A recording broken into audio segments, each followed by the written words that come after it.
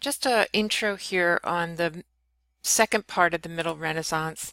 As you know, Masaccio dies young, and so finding the next generation, in the 1430s and 1440s and 1450s, finding that next generation of painters to move forward the Middle Renaissance concepts is it's a bit of a struggle.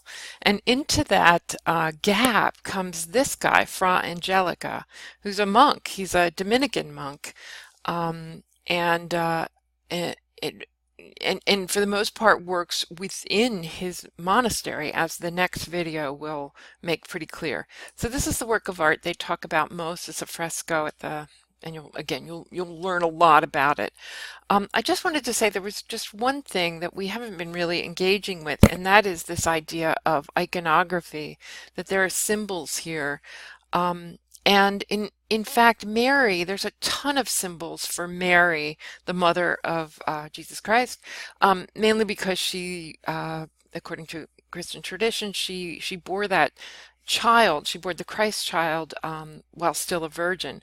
And so I just want to point it out that here we have an enclosed garden. It's a walled off garden, and that often Mary is called the hortus conclusus, that is the enclosed garden, um, which is very fertile but which cannot be violated. Also, Mary is sometimes referred to as the window. Again, it's this idea of glass. Light passes through glass, but it doesn't break it. Again, reference to her virginity. And then she's often called the cedar of Lebanon.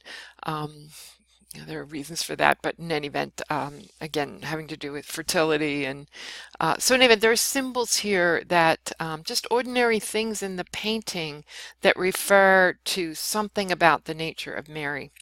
Now, Fra Angelico, that's interesting that we started with those frescoes in San Marco. Again, you'll be looking at those in detail in the second video, because he really is someone who still likes detail, unlike Masaccio. I mean, he brings sort of the Masaccian things. He brings linear perspective, and he brings kind of great modeling of figures, etc. But he really is a detail man. He likes to give as much information about, plants and flowers and wings and garments as possible. So I'm showing you a kind of foil to the Annunciation, this kind of very plain-ish Annunciation that you're going to see in video two, to what I think of as pretty more typical Fra Angelico style. Also an Annunciation, pretty much the same setup, but a ton more, again, well, we tend to use the word detail, but here information about, how the marble looks, how the flowers are located in the landscape, etc. This is not a fresco, it's temporal and panel, and as you can see, it's an altarpiece, and it has these little predelle. One more thing about Fra Angelico before I go. This is a painting I think we looked at briefly before. It's another altarpiece, an interesting big old frame, and I just wanted to point out the way that Fra Angelico models. So let me see if I can get a detail here. Well, I lose a little bit of clarity when I go in, but what I wanted to say is, again, most people, when they create this, sense of light and shade, will start with a really dark, a kind of saturated or pure color in the light, and then add kind of black or browns, or add something to make it darker. Fra Angelico does the opposite, or rather he does something different. He puts the really saturated pure color in the shadow, and then he works up with white paint. I think you can actually see it better in the larger painting. So he does it pretty much everywhere. And the end result is just his paintings just read so much more colorfully, vibrantly than the others of his day. Just two more Middle Renaissance painters I wanted to show you. Veneziano, the St. Lucy altarpiece. Your third video is very short. It's about this painting. And again, want to point out this idea of iconography, that is, that I don't think these guys in the videos point out very well. Again, we have a hortus conclusus, an enclosed garden, referring to Mary's virginity. Um, and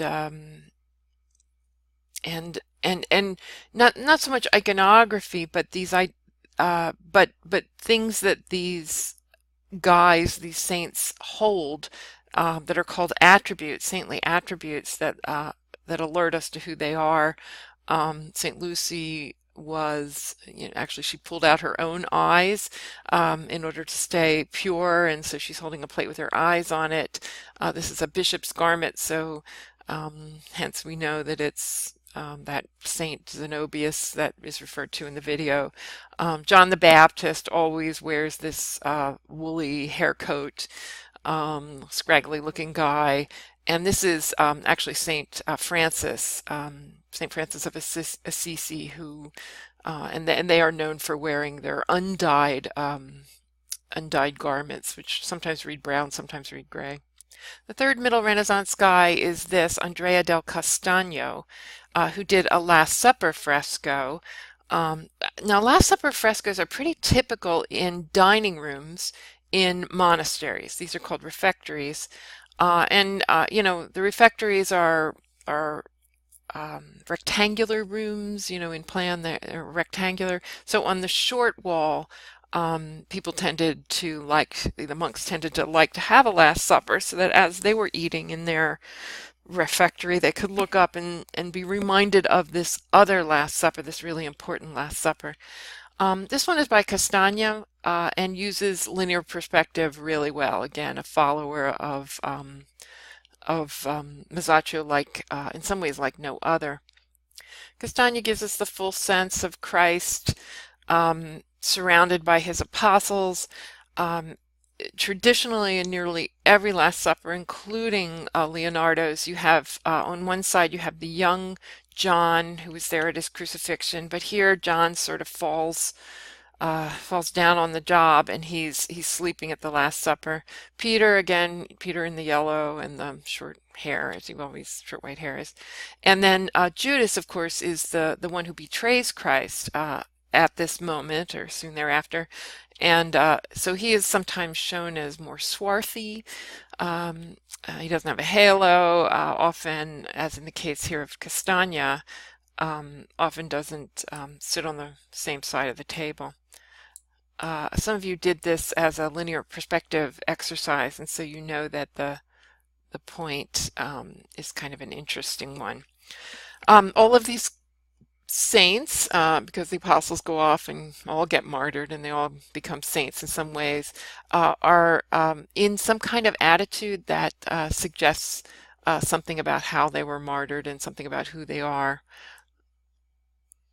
For example, this guy, Thaddeus, he's holding a knife here, and he was flayed to death.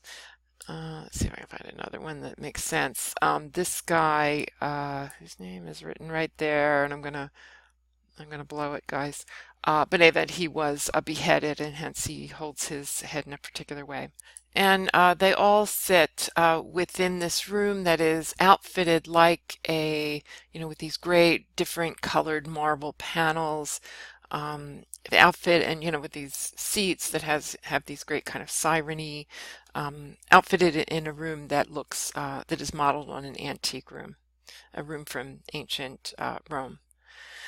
Now, one last thing about Castagno, which is kind of interesting. Vasari's sort of pairs are Veneziano and Castagno in an interesting way. They live about the same time. But Vasari wants to make Castagno's personality a lot darker than Veneziano's. Now, Vasari, remember, he's the guy who wrote the lives of the artists, puts them into 3 books, and he puts, these two guys in the Middle Renaissance. But kind of based on what he sees is a sweetness in the facial expressions, in the way that the figures are modeled. The color is bright.